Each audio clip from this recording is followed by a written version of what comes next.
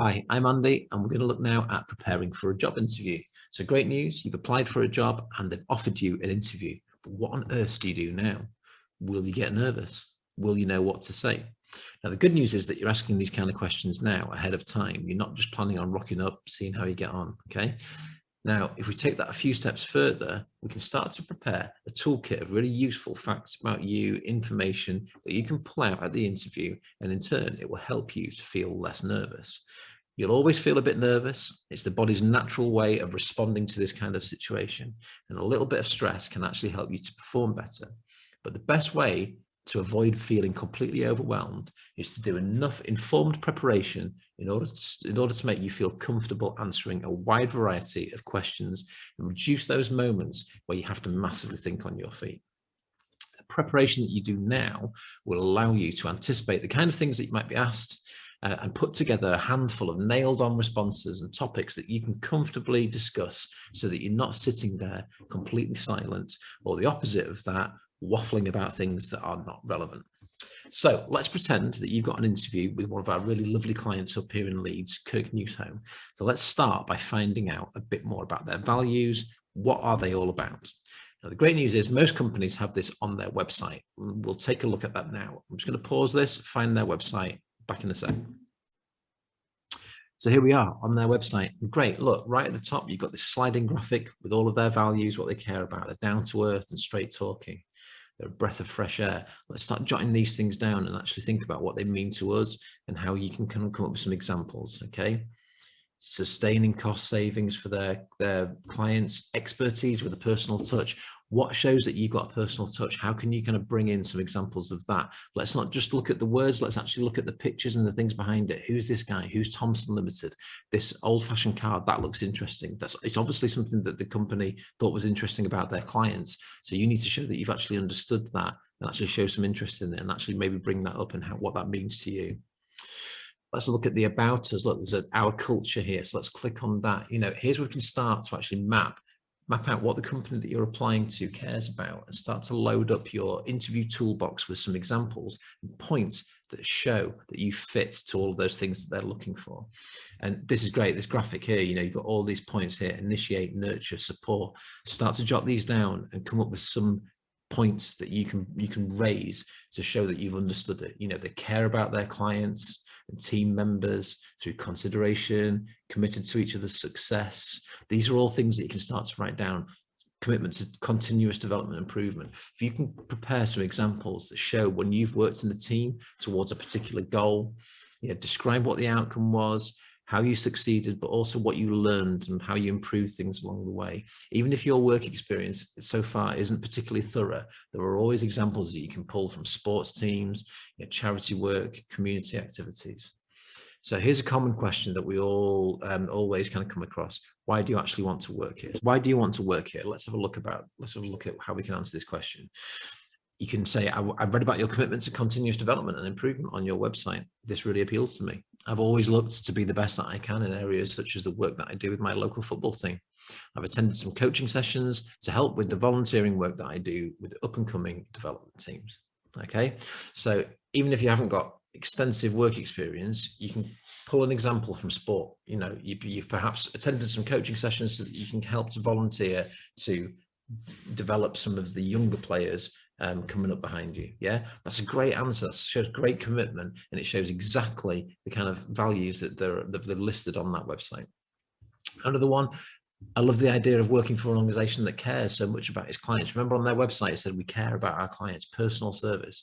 When I worked for a local deli, we used to have a list of our local customers and their regular orders behind the counter to make sure that we could greet them by name and suggest their usual bacon and brie on rye bread sandwich. Okay, it's just a silly little example that I thought about a kind of casual job that you may have had that shows that you've read something on their website. You understand that, yes, I've got an example of this. This is some best practice. It might have been picked up from another company that you've worked for, but this is the kind of thing that I can bring to the table.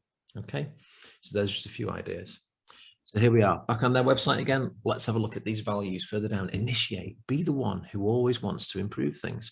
So what have you done to initiate improvement? In a project at school maybe, or college? Have you done some bar work in the past where the fridges were all stocked in a really unhelpful manner? Did you come up with a way to reorganize things so that the tonic was in line with where the gin optics are? You know, anything that you can sensibly list that makes a connection to some of these values is going to be a really good answer. Passion, that's a really great one. How can you show that you've always wanted to work in this area? In this example, they're a firm of chartered accountants. Have you been on something like one of our First Intuition academies that shows that you've actually done your research, that you really, really always wanted to work in this area? Have you done work experience because you want to gain some valuable experience? Have you got family members who are accountants, you know, that show that and then have told you all these great things about working in this industry? You know, so there's loads of different examples that you can come up with. What else is on this website? What else is useful? Our people. Okay, you don't have to know, you know, too much about all these people, you know, off by heart, but just having a look at this gives you an idea, you know, of how to dress for the interview. You know, everyone's quite smart in these pictures, so it gives you a bit of a heads up, a bit of a nod towards, you know, perhaps how to, you know, I'd go for a suit or smart shirt and trousers. You know, I'm on the move again. I'm on the left-hand side now so that we can look at some other sections of their website, the careers section. This is going to be really, really valuable. There's too much to go through. I've already been on this section, so I know that there's loads and loads of videos that tell you this is how the company presents themselves to people that want to work for them. So make sure you've watched all of these videos that introduce the firm, here's one of the partners going through what it's like to work at their company. What do they say about themselves? There's going to be news articles. This is going to be really, really useful. Information about the kind of clients and the kind of things, newsletters. Here we go. Make sure you've read up on some of this stuff. These are some of the examples that you can kind of come up with towards the end of the interview that show that you've got questions about their firm. You can actually go through how has COVID impacted some of their clients, how has it impacted their business. This is the kind of information that is going to be really crucial and shows that you've actually thought about things. Okay, so we've done our research on the company, we've been on their website, found out what all their values are, and come up with a list of examples and reasons why we think that we fit those values. Let's go back to those interview questions. We can anticipate not just what they might be, but actually do some preparation as to how we can answer them really, really well. And I want to talk about the STAR method to answering interview questions. And it's an acronym that works really well in structuring your answers to particular questions, which we call competency-based questions, where you're asked to kind of come up with an example of a particular area and show how you are competent in that area. So this example is some of the question of, give an example of when you've worked in a team. Okay, so these four kind of areas help you to kind of structure that answer. So the first is situation. So you need to make sure that you properly explain the situation. Yeah, so you give context. So you need to remember that. So this example is, I was part of a team put forward for a school competition to invent a new phone app. Okay, so make sure you've actually explained the situation, because otherwise everything that you go on to discuss won't make much sense. The next part is task. What was your, and I've underlined your, it really needs to be specific about your assignments and responsibilities. What did you actually have to do? What did that involve? And how did you interact with the others around you in that team to do the task in hand? So an example of that was, I was in charge of marketing ideas, so branding the concept and how we could take it to market. This involved working closely with X person to ensure X outcome. Okay. Next, we'll look at action. So what did you specifically do? How did you do it? What did it involve? What barriers did you face? And how did you go about getting around those in order to succeed? So the answer, so the part of that answer would be, so I worked alongside the development team to draw out the key selling points for the app that they designed, and researched other apps in the same marketplace to see where we could identify what would make ours unique. So you've explained the situation, you know what the task is, you're in charge of the marketing. What did you do? You've done all this research to find out the kind of unique selling points. Okay, so we've already got a really good answer in the making here. Final part of it, what was the result? So you need to make sure that you actually spell out what went well, what didn't go so well, and more importantly, what you've learned from it. Okay, so remember that continuous improvement that was one of their values. This is addressing that directly. So the answer to that is we came second, which is a really good achievement. The judges liked our idea. They said it was well marketed, but perhaps we could have thought about the pricing of it, because our numbers were a little bit muddled. We priced it too high, and you could even, be quite humble and say, look, what did I do? Some of my research previously did show this, but I could have been more assertive in putting my ideas across. So that's something that I learned out of all of this. That's a really great answer to the question about teamwork. Okay, so that's just an example there. So for this final bit, we're going to have a look at some kind of common interview questions that you might get asked, and the first of which could be, tell me about yourself. This could be the first thing they hit you with. It should be straightforward, and you should be able to kind of answer this really, really well. So it's a really good one to make sure that the interview isn't the first time that you've thought about this. It's a good one to practice with family and friends, to make sure that you really nail this one, because it can really kind of be quite revealing about a character, about your character, what actually are the really important things as to why you are interesting and what makes you tick.